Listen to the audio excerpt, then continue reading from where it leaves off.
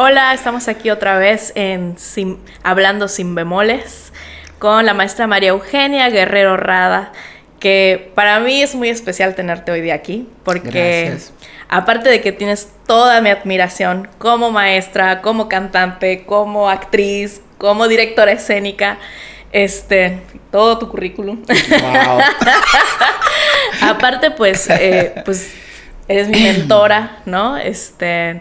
Fue pues quien me impulsó a poder salir también, a irme a estudiar, a dedicarme a la ópera. Entonces, para mí es un programa muy especial, muy emotivo. Gracias por la invitación. No, yo encantada de tenerte. Y pues imagínate, así como tú te sientes, así me siento yo también, pero porque no hay nada más especial, creo yo, para una persona que su trabajo impulse a otra, ¿no? A hacer también su trabajo. Entonces, para mí es un orgullo, siempre lo digo, todo tu desarrollo como cantante, como artista y como maestra, ¿no? Entonces, pues sí. Sí, la verdad es que para mí ha sido pues un ejemplo a seguir en muchas cosas, la verdad, lo tengo que decir. Y me gustaría mucho que habláramos un poquito, ¿no? Ahorita tenemos actualmente la fortuna de trabajar juntas también en la universidad, ¿no? Sí, ahora somos colegas. Sí, y de ver, pues cómo se van formando los nuevos artistas, cómo van ahora sí que labrándose las nuevas voces también, sobre todo aquí en Yucatán. Sí. Y me gustaría mucho, ¿no? Platicar contigo acerca de un tema que es sobre qué esperamos, ¿no? Nosotras como maestras, pues de los nuevos artistas, ¿no?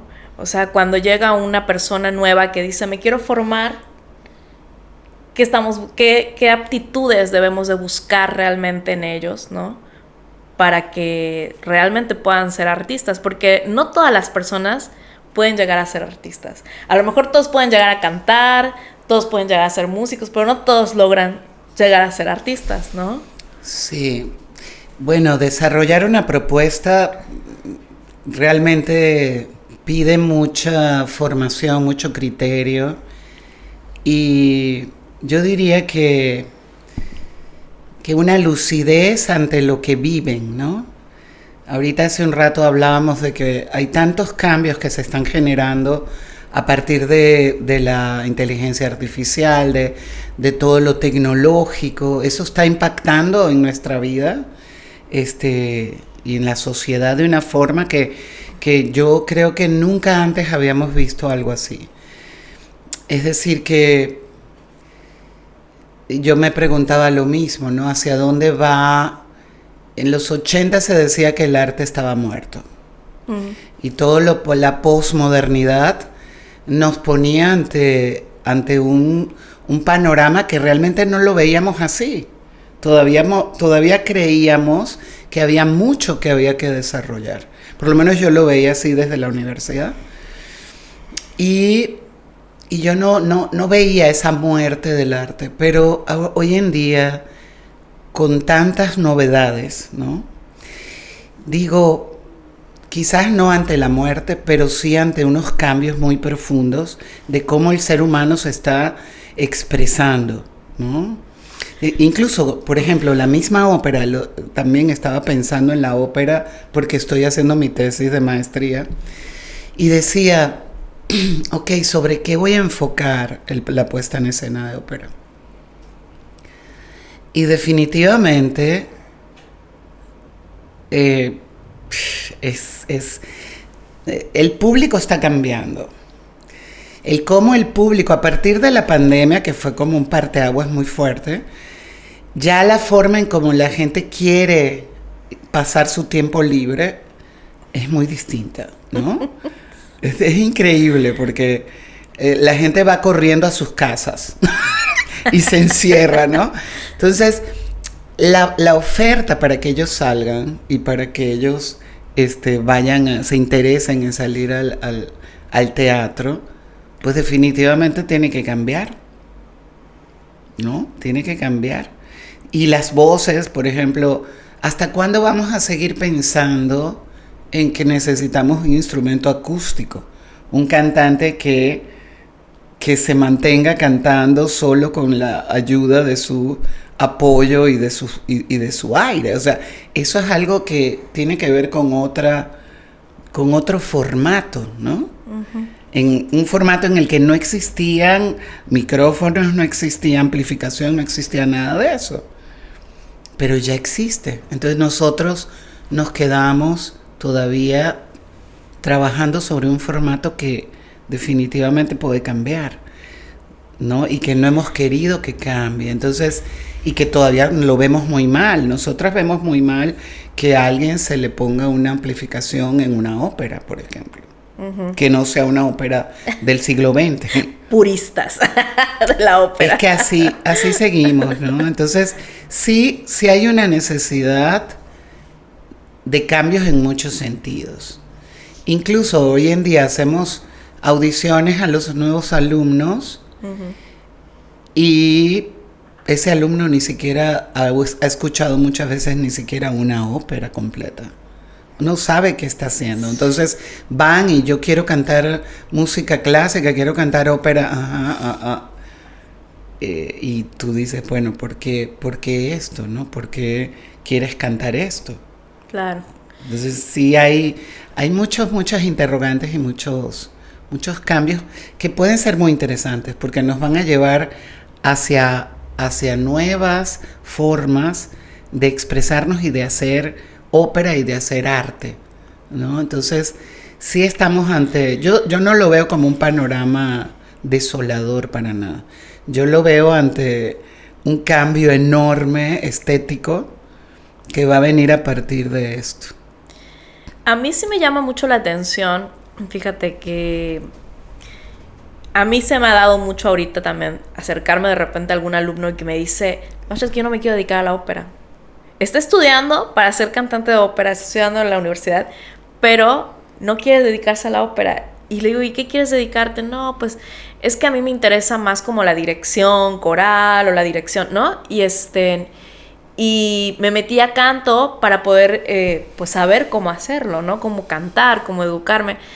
Y me llama la atención, pero creo que también a veces se cae un poco en hacerlo como no me voy a dedicar a eso, lo voy a hacer por encimita, ¿no? Cuando realmente yo lo que he visto, bueno, uh-huh, tú también lo has visto porque tú estuviste en Viena, yo estuve allá también en Rusia, y las cosas son muy diferentes ahí, ¿no? Ahí tú ves que la gente busca ser el mejor, aunque no se vaya a dedicar a la ópera, pero ser el mejor para que luego lo pueda poner a funcionar, ¿no? En uh-huh, otro proyecto que tiene, ¿no? Y entonces se vuelve algo, pues de ahí salen las grandes genialidades que uno encuentra. Entonces a veces siento que como que estamos un poquito por encimita actualmente, teniendo muchos alumnos que ven las cosas más por arriba que a profundidad, ¿no? No sé si... Hay una tendencia en los jóvenes, quizás por el bombardeo que tienen de información, de que porque vieron 3 videos o escucharon un reel, ya ellos manejan, tienen un conocimiento, ¿no? Si no se dan cuenta de que es un conocimiento superficial, o sea, un primer acercamiento a un tema, pero que para poder llegar a ser un conocedor realmente de ese tema tienen que estudiar mucho, tienen que leer mucho, tienen que escuchar mucho. Entonces, creo que ese es el punto difícil del asunto. Y lo digo porque doy clases no solo en música, también en teatro. Y sí me enfrento a un poco a esa idea de que lo superficial es suficiente, ¿no? Uh-huh, uh-huh. Para que yo aborde esto. Entonces... También hay un tema muy interesante de repente que me surge, que es que yo sé que actualmente nos hemos informado más sobre las enfermedades mentales, ¿no? O sea, la gente cuida más su salud mental, cuida más sus emociones, ¿no? Va más al psicólogo, va más al psiquiatra, busca ayuda, ¿no? Cuando tiene algún problema. Pero yo siento hasta qué punto eso debe de influir en lo que estamos haciendo, ¿no? Porque siento que de repente ya se vuelve como un justificante ante las cosas, ¿no? Ante decir, lo que pasa es que, pues tengo problemas emocionales, ¿no? Y entonces, pues digo, todos tenemos problemas emocionales y sin embargo uno tiene que rendir y tiene que hacer las cosas que tiene que hacer, ¿no? Entonces, definitivamente, a veces siento que sí se toma en consideración, pero también demasiado, ¿no? Hay como que demasiada sobreprotección y entonces eso no deja que uno crezca. Uh-huh. El otro día escuchaba yo a una de las grandes cantantes, a Galina Vishnievskaya, en una entrevista, y ella decía que el arte sale, por lo general, ¿no? Había surgido después de alguna tragedia, de las grandes guerras, ¿no? De situaciones muy difíciles, y que la gente añoraba entonces la belleza, añoraba poder expresar las emociones, poder, ¿no? Tener esa libertad también de expresión. Y entonces buscaba hacer arte después de eso. Y siento también que a veces el vivir cosas difíciles nos debe fortalecer también, ¿no? Para poder agarrar y decir, bueno, voy a ser un gran artista o voy a hacer grandes cosas, ¿no? Uh-huh. Y de repente como que algo está pasando que está paralizando eso y está haciendo que algunos se justifiquen en eso y no crezcan más allá. Entonces no sé cómo lo hayas sentido tú, vivido. A mí me ha pasado con algunos alumnos, pero no sé cómo has visto tú eso. Sí, es increíble. Antes era un tabú hacer consultar con un psicólogo. Ahora es un acompañamiento importantísimo. Es decir, porque nosotras no estamos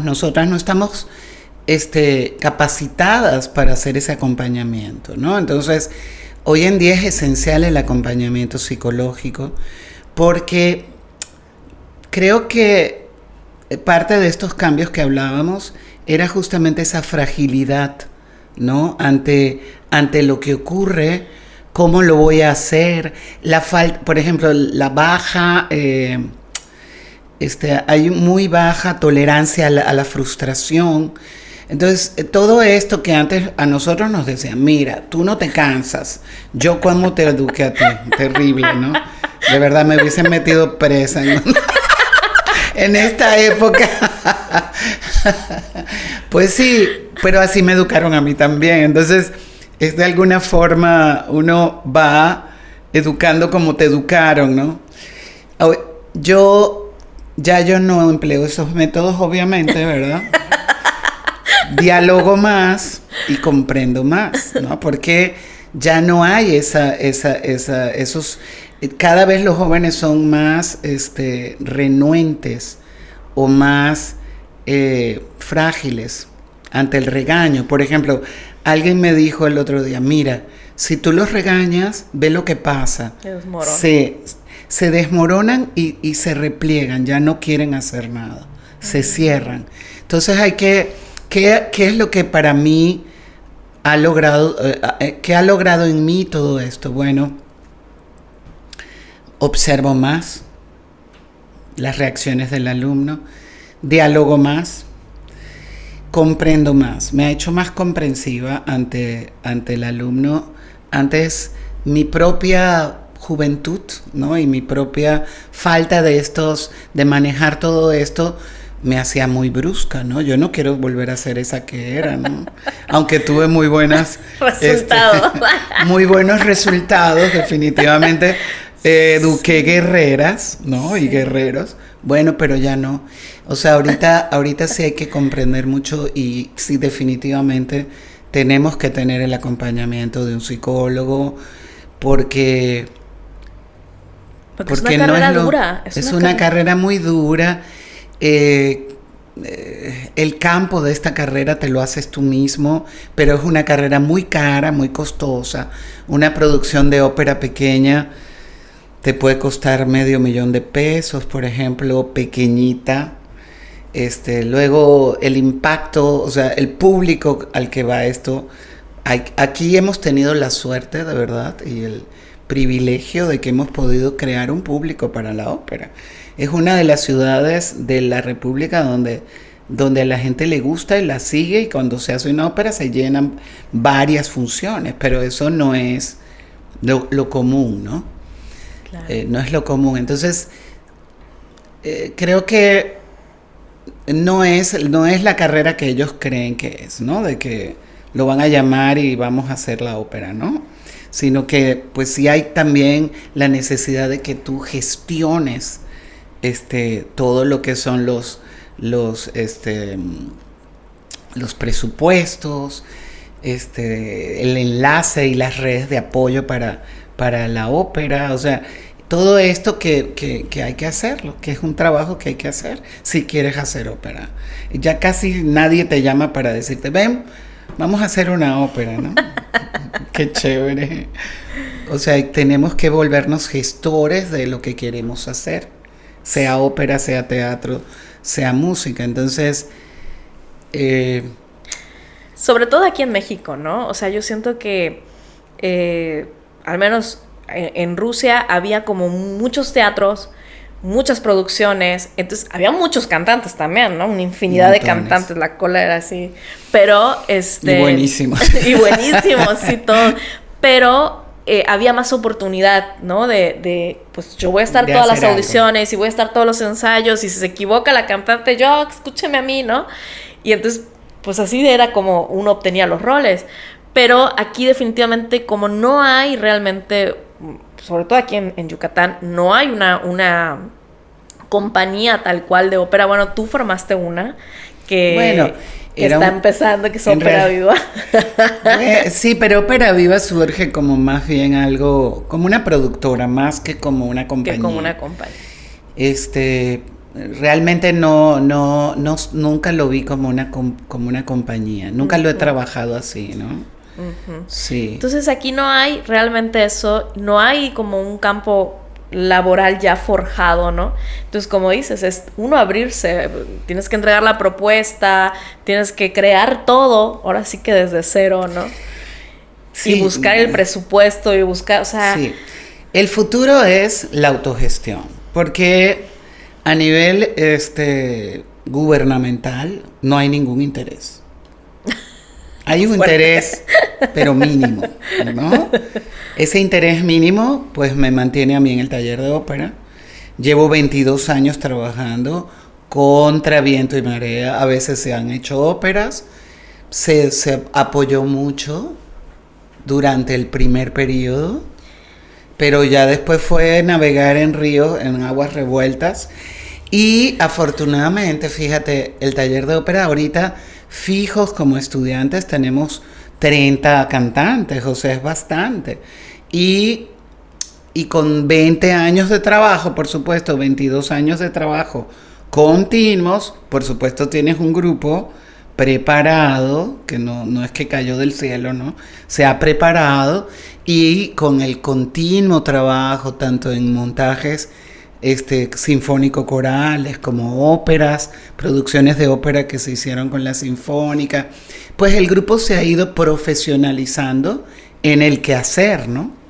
Es decir, tanto el estudio, cada vez tenemos más alumnos que estudian en la universidad, que se preparan, que se desarrollan, pero también hay los fundadores del taller de ópera, ya son personas adultas, ¿no? De 40 años. Sí. Entonces, piensa esto, ¿no? Ya son cantantes formados. Por eso, claro, la gente dice, wow, cómo sonó el Requiem, ¿no? Por decirte. Uh-huh. Claro, sonó muy bien porque primero lo ensayamos desde hace 2 años, por lo menos. Ah, sí, claro, porque se canceló varias veces. Se canceló 2 veces. Y luego, pues, es un grupo de gente formada durante años en el canto y en la música. Entonces, yo pienso que lo que sí es importantísimo es que estos alumnos que se están formando ahora entiendan que para que haya una producción de calidad, porque hay una producción que no tiene calidad y hay una producción que tiene calidad, para que se produzca una producción de calidad, tiene que haber estudio. Y tiene que haber experiencia y tiene que haber un trabajo continuo, una búsqueda continua de la excelencia. Porque realmente, al final, la excelencia no se logra con el primer montaje. Uh-huh. Con el primer montaje vas a aprender que en lugar de 3 pudiste poner 4 y que en lugar de una mezzo pudiste haber llamado Y así, o sea, mil cosas, y que en lugar de haber comprado plástico, pudiste haber comprado madera, o sea, cómo invertir, por ejemplo, el recurso, ¿no?, que tienes.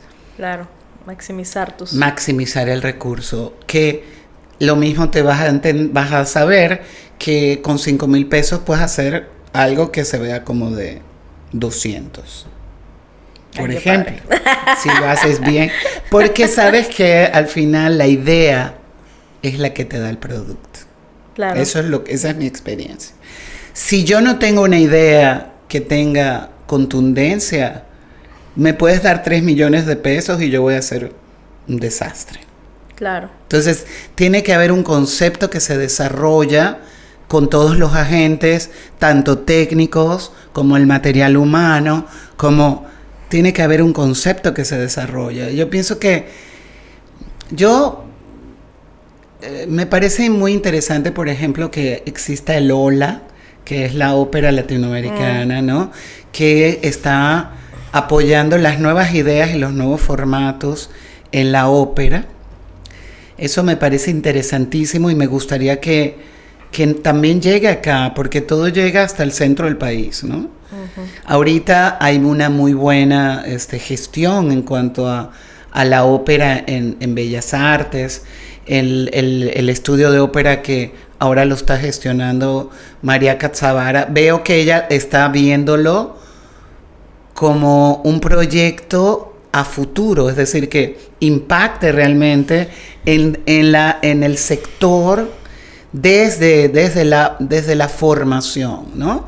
Porque siempre ha sido un proyecto político, ya sabes. Uh-huh. Es decir, levantas el capital para trabajar un tiempo, 6 años o 4, no sé, y ya se acabó. Yo veo que hay el interés de que sea algo que tenga un impacto un poquito más allá. Lamentablemente ese impacto debería venir aquí al interior del país. ¿Cómo qué? Como clases, como relaciones realmente con las personas que hay aquí culturales, también. Con las personas que hay aquí. Siempre hay la idea de que somos los tótems que venimos a salvarlos, pero resulta que no, que hoy en día en cada uno de los sectores, en cada uno de los estados, hay gente dedicada a esto, preparada. Claro. Entonces, simplemente creo que habría que hacer más colaboración, pero real, ¿no? Uh-huh. Sí, ella está empezando a hacer cosas interesantes, ¿no? María Catzaraba hizo eso, ahorita está buscando descentralizar, ¿no? La ópera y nuevos repertorios, ¿no? Incorporar repertorio mexicano, darle aire, pues, darle una nueva claro, con compositores visión, contemporáneos, ¿no? También, sí, ¿no? Claro, entonces claro, es interesante. Claro. Sí he visto que ha habido pues un mejor lazo y esperemos que sí se puedan hacer más nexos, ¿no? Y que realmente esto, como dices, sí se ve que ella lo está viendo a futuro, no como algo de que, bueno, yo estoy ahorita en este cargo y entonces voy a hacer solo el tiempo que yo esté, ¿no? Si no se ve que quiere dar, que el que siga le dé continuidad al proyecto. Claro. Y eso es interesante. Claro que siempre para hacer cambios nos vamos a llevar mucho tiempo, ¿no? Sí, y ahorita viene otro cambio de gobierno y vamos a ver qué pasa, cómo cambia todo. Es creo que el problema, ¿no? En lugar de haber una continuidad en los proyectos se trancan. Se trancan, hasta ahí quedó, ¿no? Y no, debe revisarse lo que hizo el anterior para darle una continuidad, ¿no? Nosotros tenemos pues la fortuna de que ahorita hay una cantante yucateca formada en la UNAI, formada aquí con la maestra Tusnelda, con la maestra Conchita, luego conmigo, que está allá ya debutó en Bellas Artes. Sí, es Mariana Echeverría, que está comenzando su carrera y que pues es una cantante yucateca. Entonces, yo pienso que ese es el trabajo. El trabajo es que obviamente tú no vas a tener 10 cantantes de ópera en un grupo. Sería genial, pero hemos dado, de alguna forma, está Natalia Mora, que está en Campeche, formada, empezando a hacer su carrera. O sea, hay jóvenes que se están formando y que están haciendo su lucha, ¿no? En definitiva, yo recuerdo cuando igual comenzamos contigo, bueno, yo creo que fui de las primeras generaciones que te tocó atender. Sí. Y de esas, pues realmente las que hemos continuado este camino, ¿no? Pues está Abigail, que se fue a Viena a estudiar, Laurita, que está en España estudiando, sí. ¿no? Está también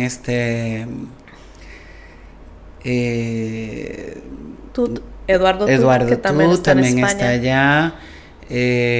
Sosa, ¿cómo se llama? Guadalupe Sosa, que está en Cancún haciendo también su... En Playa del Carmen. En Playa del Carmen. Sí, que también. Y ya tiene sus alumnos y está... Blanca Sosa. Blanca Sosa. Entonces, creo que... Y como ellas otras que no estamos mencionando, pero de esas generaciones salieron bastantes, Eugenia. Eso es a lo que voy, que...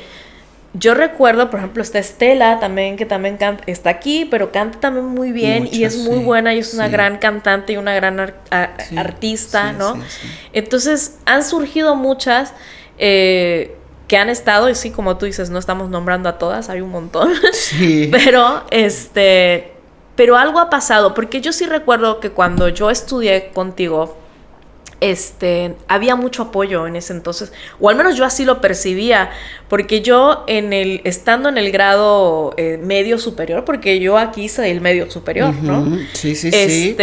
La mayoría de los que estudiaron conmigo nos terminamos yendo.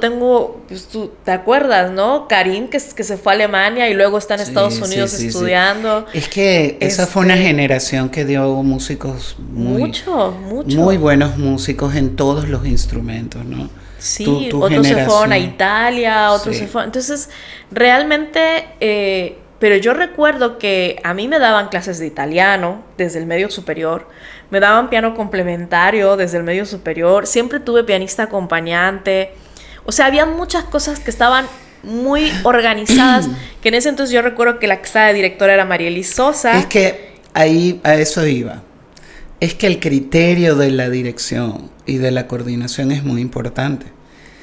O sea, ¿qué tipo de músico quieres formar?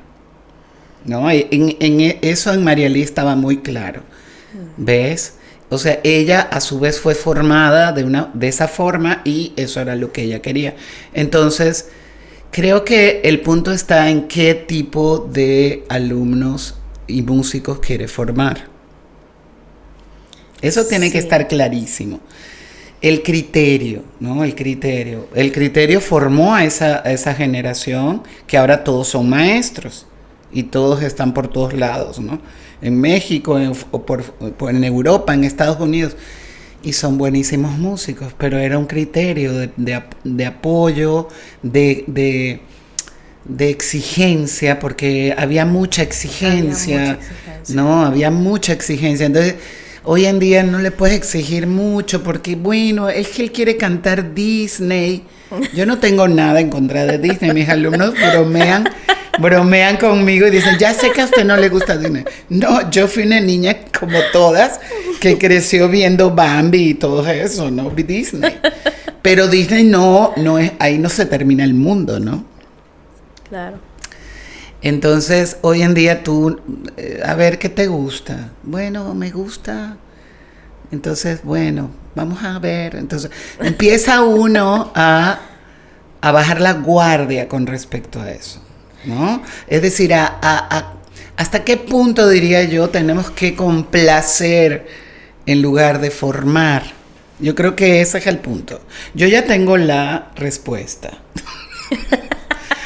Porque ya yo me volví alguien, yo por un ratito, ok, vamos a ver, vamos a complacer, a ver, ¿por dónde quieres ir tú? Pero ya me di cuenta que ese camino ese no es el camino. El camino es, bueno, mira, existe esta tradición, existe este repertorio y te propongo que aprendamos esto y dejemos esto aquí un ratito y tú te vas por acá. Porque si no, entonces ya olvídate, no vamos a poder seguir dando clases de esto, pues. Sí. Se va a morir. Lo que tú dices es muy importante, fíjate, eso que decías al inicio de que la tolerancia a la frustración ha cambiado a las generaciones, ¿no? Y realmente yo recuerdo cuando yo estudié contigo, yo nunca me voy a olvidar porque es una anécdota que yo viví muy fuerte, que recuerdo que salí algún día de tu clase, como solía salir, molesta, ¿no? De mi clase. Y me subí al auto con mi mamá, ¿no? Y yo venía resoplando. Estaba tan molesta que estaba... ¿no? Y entonces mi mamá me decía, ¿y ahora qué te pasó? Y ahora además, ¿no? Era, ¿y ahora qué te pasó? Y yo le decía, nada. ¿Cómo que nada? ¿Pero algo te pasó? Nada. Y al final explotaba, ¿no? Yo le decía, es que no puedo, ¿no? O sea, obviamente había mucha frustración también, porque es una carrera que definitivamente va a ser así, ¿no? Te vas a topar con muchos momentos difíciles y tiene uno que fortalecer ese músculo de para poder tolerar la frustración, ¿no? Entonces, yo recuerdo que llegué a la casa, me bajé del auto y rompí las partituras así, ¿no? O sea, así fúrica. Y mi mamá me decía, en ese entonces, ¿no? Pero ¿por qué te gusta sufrir? Me decía. ¿Por qué sigues ahí si estás sufriéndolo tanto? ¿Por qué no pides un cambio de maestro? Ajá. Una de las cosas que ella me dijo, ¿no? Porque veía que siempre salía de clase molesta. Y entonces claro, a mis inicios, ¿no? Y entonces yo recuerdo que mi respuesta fue, ¿por qué no? Porque lo que yo quiero hacer, ella es la única que me puede ayudar a hacerlo. Y fue así, ¿no? Fue tal cual. Yo quería irme a estudiar fuera, quería irme a un conservatorio a estudiar. Y definitivamente, o sea, yo sabía que lo que tú me estabas diciendo no era porque fueras mala conmigo, sino era porque me estabas exigiendo un nivel que yo todavía no tenía y que tenía yo que alcanzar, ¿no? Y realmente yo lo agradecí mucho cuando me fui. Claro. Porque cuando llegué ahí, yo dije, Dios mío. Es que María Eugenia me lo dijo. Bueno, yo siempre digo que yo no caí de una mata. O sea que yo me eduqué, a mí me educaron así fuerte. Yo creo que siempre por eso las educaba con esa idea y con esa exigencia, porque yo las preparaba para que ustedes salgan y que al salir y al recibir la exigencia que iban a recibir, ustedes estuviesen preparadas. Eso no fue algo casual, eso fue a propósito. O sea, yo sabía que las estaba preparando para el después, para lo que venía. Yo no las preparé a ustedes para quedarse viendo el techo aquí. No. En la sala. Yo las preparaba para que ustedes salgan y hagan carreras. Esa es la realidad. Sí. Ese era mi pensamiento en esa época. Por lo tanto, yo sí era muy fuerte definitivamente, pero sí sabía que era algo que ustedes necesitaban, porque justamente porque la exigencia afuera y la competencia es tremenda, ¿no? Es tremenda. Entonces yo se los decía, ¿te acuerdas? Sí. No, es que sí. Yo creo que una voz, no sabemos cómo se va a desarrollar. Eso todavía lo pienso, ¿no? Hay voces que se revelan increíbles desde el inicio, ¿no? Y tú dices, wow, o sea, oyes esa voz y dices, esto ya, un poquito de trabajo y ya va a salir. Pero hay otras voces que sí hay que trabajarlas mucho. Todo lo que es el instrumento, todo, ¿no? Para que esa voz se revele.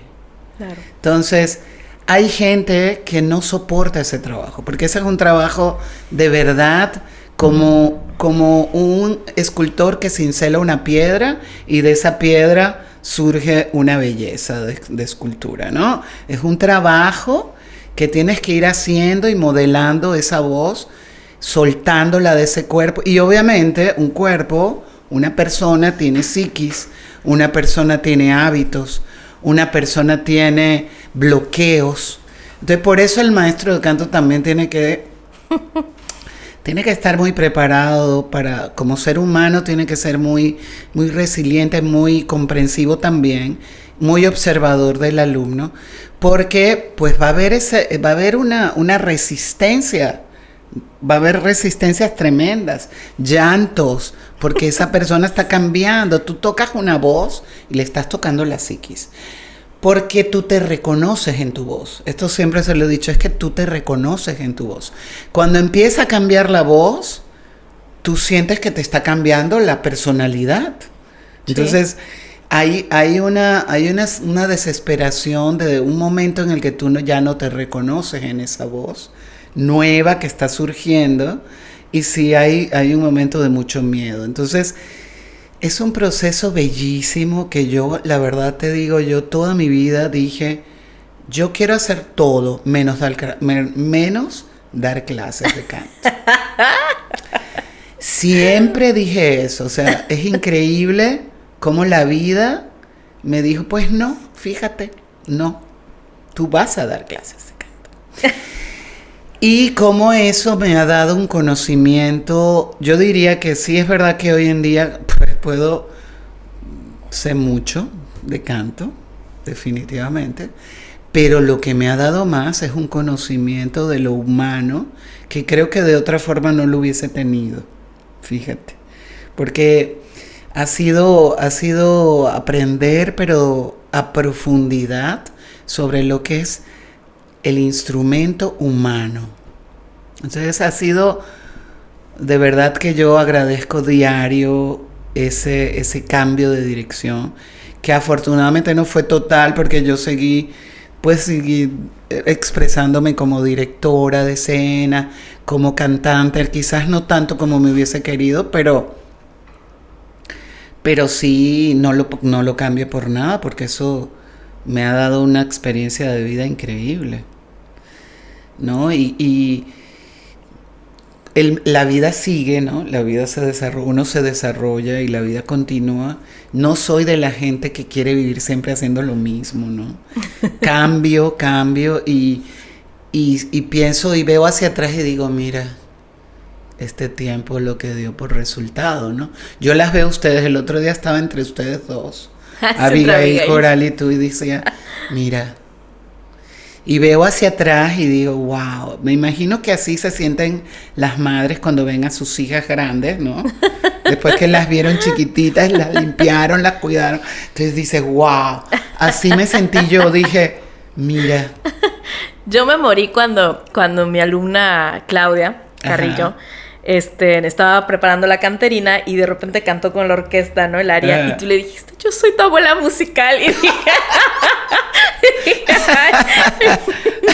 mi lágrima, ¿no? Sí, es que yo soy tu abuela musical, si estás clara de eso, ¿no? Fue lindísimo. Mucho. Sí, fue muy lindo y realmente sí, como tú dices, bueno, para mí ha significado mucho, ¿no? Yo recuerdo cuando recién llegué allá y la maestra de Rusia me entregó el repertorio y me entregó así un bonche de partituras, ¿no? Y me dice, ¿tienes clase el viernes? Estábamos miércoles. Y yo así casi que no dormí estudiando, ¿no? Porque yo decía, no, o sea, tengo que entregarle esto el viernes, ¿no? Y llego y la maestra me dice, muy bien, ¿qué trajiste? ¿Qué estudiaste? Y yo, pues el repertorio que me dio. ¿Pero cuál estudiaste? Pues todo, ¿no? Y me dice, ¿cómo que todo? Ese era tu repertorio del semestre. Entonces yo tenía muy presente, ¿no? Que pues el ritmo tenía que ser así, y realmente lo agradecí porque eso me abrió muchas oportunidades. La maestra misma, al ver que yo podía estudiar a esa velocidad, me abría más puertas, me invitaba a hacer más cosas, ¿no? Y eso es algo que se agradece y que realmente no todo el mundo te prepara para eso. Desgraciadamente este mundo es difícil del arte, porque también hay mucha gente que engaña, ¿no? O sea, hay mucha gente que te hace creer que, o sea, te aplaude, ahora sí como la de la película, hay mucho sobreviviente. Sí, entonces hay como que mucho así que te aplaude, ¿no? O sea, estás pagando, bravo, ¿no? O sea, y realmente tú no estás creciendo. Claro. Y tú estás cantando como sea y te hacen creer que, sí, maravilloso. Y entonces cuando llegas y te enfrentas a la realidad, pues vaya trancazo, ¿no? Entonces yo siempre Sí, preferí... es muy rudo, es muy rudo. Yo siempre preferí eso, ¿no? Que yo sabía que tú me estabas hablando con toda la honestidad del mundo, porque desde mi primer día de clase recuerdo que me hablaste con demasiada honestidad. Es que la gente no está preparada para eso, pero fíjate qué me pasó en Taiwán. En Taiwán, cuando fui a montar la caballería rusticana, pues yo llego, es un grupo que también se está aprendiendo, y entonces, pero yo iba así a ciegas, ¿no? A mí me contrataron, yo fui y felicísima porque pues nunca pensé que iba a ir allá, ¿no? Y voy y escucho, y por supuesto ya me conoces, ¿no? Que no tengo filtro. Entonces, no. No. Pero estaba molesta. Tú viste que yo me molesto, ¿no? La pasión. Entonces yo así, no. Molesta, no. Esto no puede ser. Esto no puede ser. Entonces les digo, hay mucho trabajo que hacer.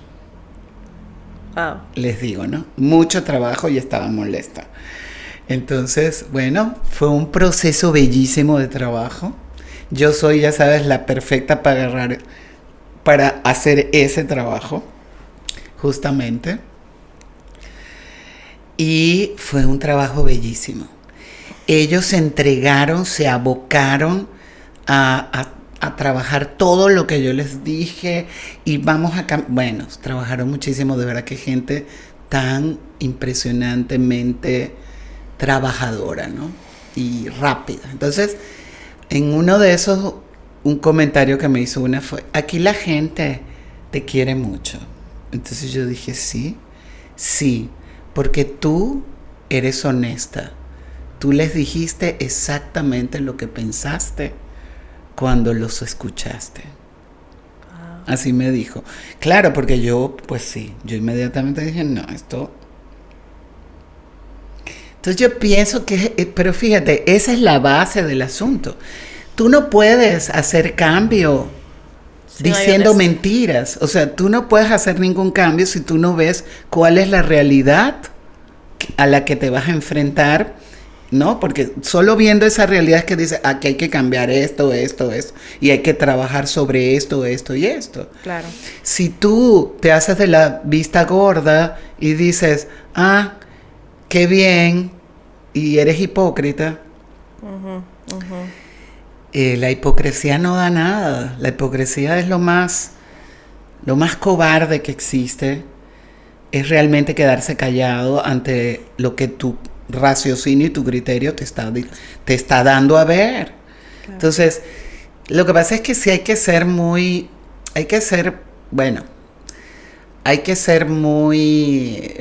valiente para hacer eso.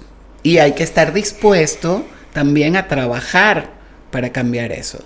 El problema es que a veces no estás dispuesto. Entonces, ¿cuántas veces no dices, bueno, vas a trabajar esto, vas a cambiar esto?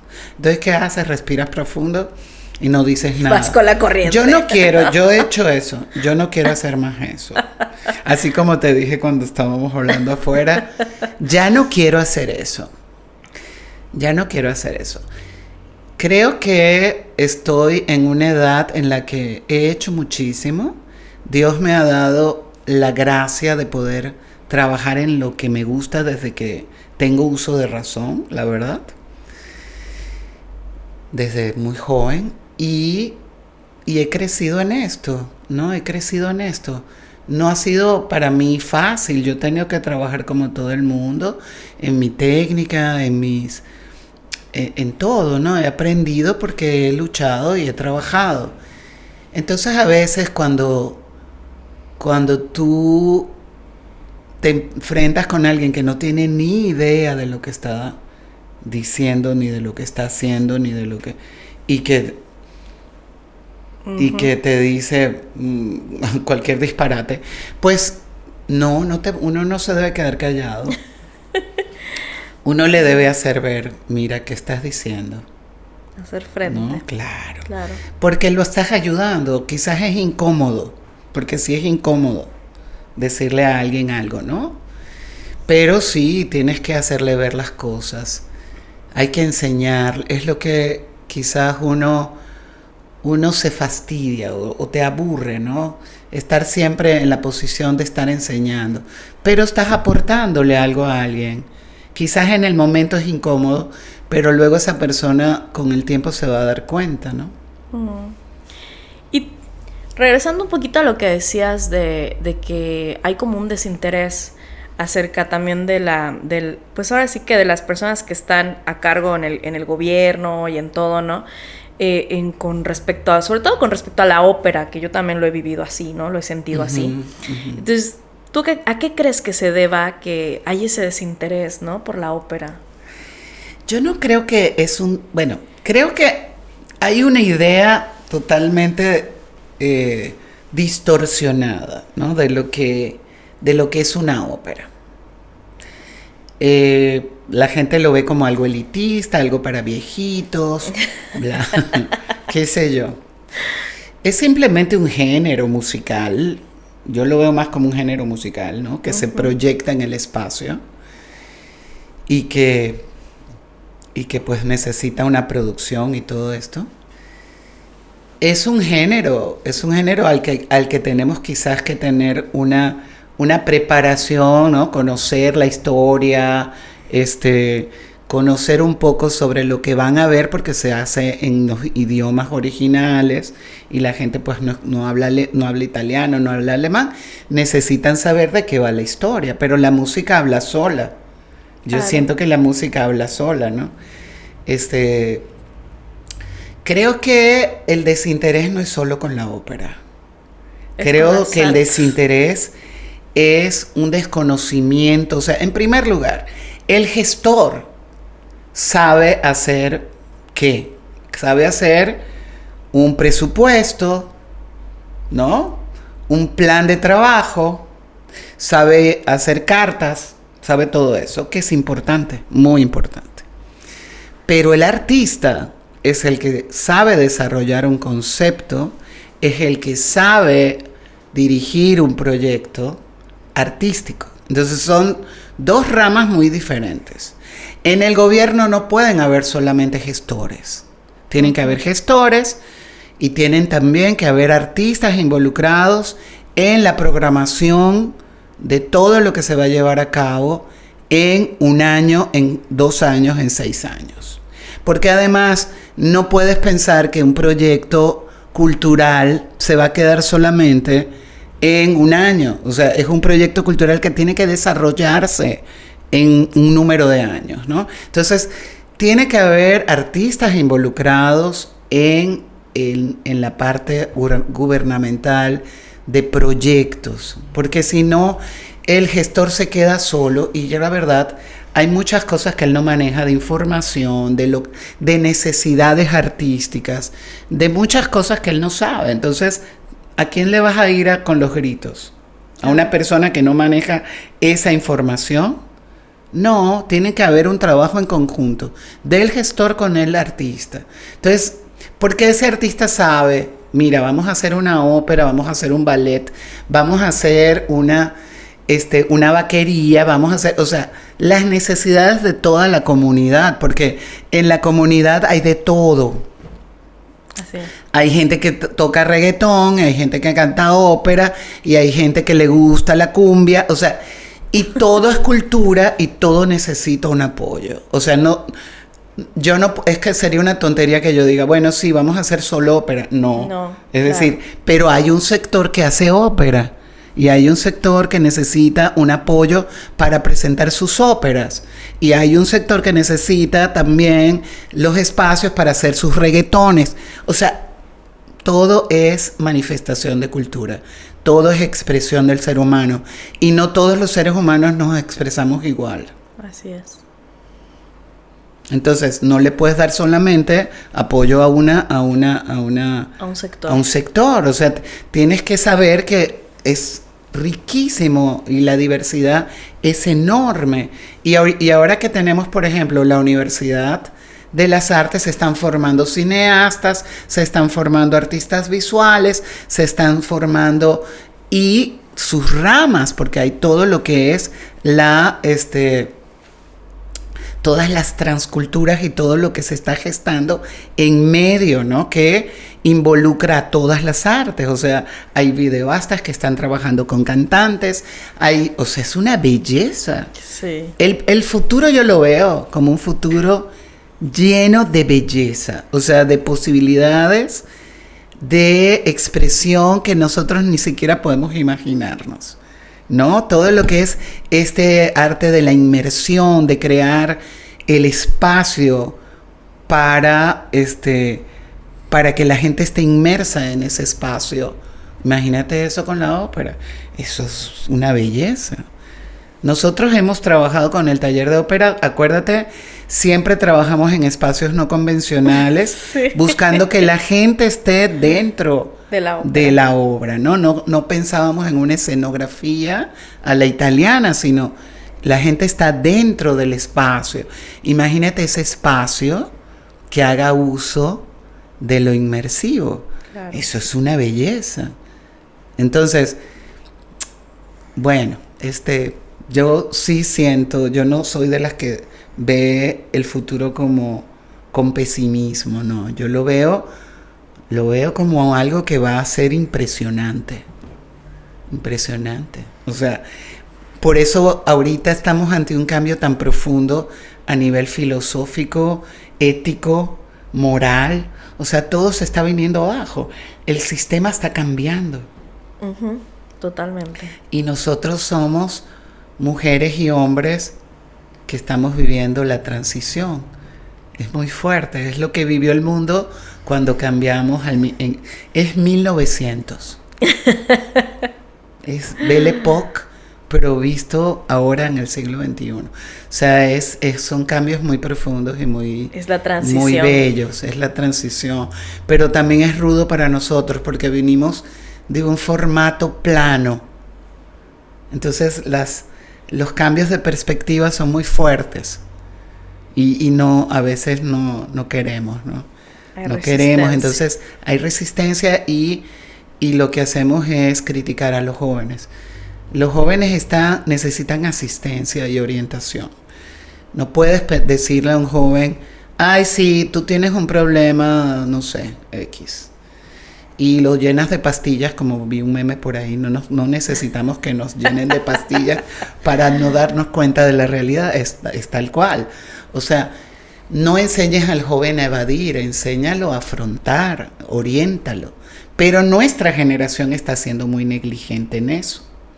Porque nuestra generación está entretenida. El que se entretiene no ve. Eso a mí, te lo digo porque, bueno, yo no soy de la gente que vive fuera de su momento. Yo vivo mi momento. Yo también me entretengo. Creo que nunca cuando fui joven me entretuve como ahora. Es que ahora es muy ahora fácil. Que estoy grande me entretengo un montón y me siento mal. Digo, oye, pero ¿qué es esto? ¿No? O sea, yo misma pero me digo a mí misma, bueno, tú tienes que vivir lo que todo el mundo vive. Y esto es lo que la gente está viviendo. Entonces, pero tenemos que asumir la responsabilidad de orientar a los más jóvenes. No sacarles el cuerpo, orientarlos, acompañarlos. Claro, en definitiva, como tú dices, ¿no? Esta parte del acompañamiento psicológico, claro. Y todo, porque además, sobre todo, como tú dijiste, estamos viniendo de haber vivido un encierro de la pandemia y de todo. Y que realmente no tenemos tanto tiempo que salimos de eso, ¿no? Así es. Entonces hay como que una readaptación de todos. Y definitivamente nosotros como maestros yo también siento, ¿no? Que hay esa labor de que uno tiene la obligación de poder de entender a tu alumno, porque si no lo entiendes no lo vas a poder ayudar tampoco a crecer, ¿no? Entonces sí siento que hemos estado, a veces, bueno, yo, en mi caso hablo por mí, a veces me encierro un poco. Yo tuve una formación de conservatorio, que te puedo decir, muy conservadora en muchas cosas, y en Rusia definitivamente es uno de los países que se quedó cerradísimo por la Unión Soviética, y entonces yo a veces me sentía en una máquina del tiempo, como que regresé, decía, ¿no? A otra época, porque esta no parece de ahora, ¿no? Y entonces también las puestas en escena eran, por lo general, muy conservadoras, ¿no? Entonces cuando yo vengo aquí y vuelvo, porque yo ya lo había vivido contigo, las puestas en escena, que de repente dices, ay Dios mío, hasta un trapo traes aquí, ¿no? Y se ve bellísimo, o sea, porque tú logras hacer magia, a mí eso me encanta, logras hacer magia con pocas cosas, y entonces vuelvo a vivir contigo estas experiencias, ¿no? De regresar aquí, hacer como puestas en escena que no son para nada tradicionales y que traen cosas muy interesantes y propuestas muy interesantes y una lectura de las obras que fueron escritas en qué época, ¿no? Uh-huh. En diferentes épocas, pero que las traes a la actualidad. Y eso a mí me encanta. Por ejemplo, La Canterina, que trabajamos juntos, yo la vi y dije, me pareció algo maravilloso y bellísimo, ¿no? Que estaba como que ambientada a la época, pero no del todo, ¿no? Habían ciertas cosas que te hacían regresar a la actualidad, y eso fue una propuesta de escena para mí muy interesante que me encantó. Y entonces es algo que a mí me gusta mucho, que innovas mucho siempre con las obras, y sí me gustaría muchísimo pues que hubiera más apoyo, porque yo creo que estamos desperdiciando, digo yo, mucho talento. Ya hay muchos artistas aquí en Yucatán, muchos. Sí, ahorita hay muchísimos jóvenes muy talentosos. Sí, tenemos una responsabilidad. Yo creo que sí, tenemos que buscar. Vamos a ver qué pasa ahora con los cambios. Pues sí, pero si no, hay que buscar también la forma de seguir generando, y ahí sí hay que ser autogestivos. Sí. Vamos a aprovechar así que estamos en las redes a ver quién quiere apoyar a la ópera y que nos escriban, ¿no? Para que nos podamos ahora sí que organizar algo. Digo, también se puede crear un patronato para la ópera, o un patronato, porque sí es algo que yo creo que hay mucha gente que también tiene este gusto, y a veces se sorprenden. Hay gente que me dice, ¿tus alumnos son jóvenes? Y yo, claro, hay muchos jóvenes que les gusta la ópera, ¿no? Y como tú dijiste, piensan que es como de un sector de cierta edad, y no, realmente hay todo personas de todas las edades. Cada vez nos piden ser más jóvenes. Sí, definitivamente. Sí. Y bueno, pues agradecerte. Yo por mí haríamos como 5 o 10 programas, porque hablamos hasta por los codos. Tenemos muchos temas para hablar. Seguramente te tendremos otra vez de invitada para poder seguir hablando otros temas. No, pero pues muchísimas gracias por la invitación y bueno, como cuando quieras, yo estoy feliz de que me inviten. Pues sí, ya sí. Estaremos pues haciendo ojalá que sí vengan nuevos aires. Quiero pensar que sí. Y definitivamente tenemos que respirar profundo y luchar por nuestro espacio. O sea, tampoco quedarnos pensando que me tienen que dar algo. No, o sea, seguir. Yo hoy pensaba, bueno, ¿y qué quieres hacer ahora? Siempre digo que en parte el moverse y el hacer tiene que ver también en mí, como que me aburro un poco, ¿no? A ver, ¿qué vamos a hacer? Vamos a cambiar algo, vamos a hacer algo nuevo, ¿no? Vamos a ver qué va a ser, pero sí me interesa mucho todo lo tecnológico, siempre me ha interesado, pero ahora me interesa más, ¿no? Y estoy como pensando que podemos hacer algo nuevo con la ópera y con nuevos formatos. Entonces, pues ahí está la inquietud de siempre, ¿no? De seguir haciendo cosas nuevas. Abriéndose, luchando, peleando. Pues y como diría una alumna, no recibas un no por respuesta. Eso es. La insistencia, la perseverancia. Sí. Pues muy bien, María Eugenia, muchísimas muchas gracias. Y bueno, muy contenta de también todos los logros que estás obteniendo con tus alumnas. Creo que estás haciendo escuela. Estoy siguiendo la escuela. Pero como siguiendo y mejorándola. Es que así tiene que ser. Es decir, aportando algo nuevo, ¿no? Que es lo bello, es cómo se va renovando todo. Entonces me parece, te agradezco y por supuesto te felicito por eso. Y bueno, que sigamos trabajando. Así es, seguiremos trabajando.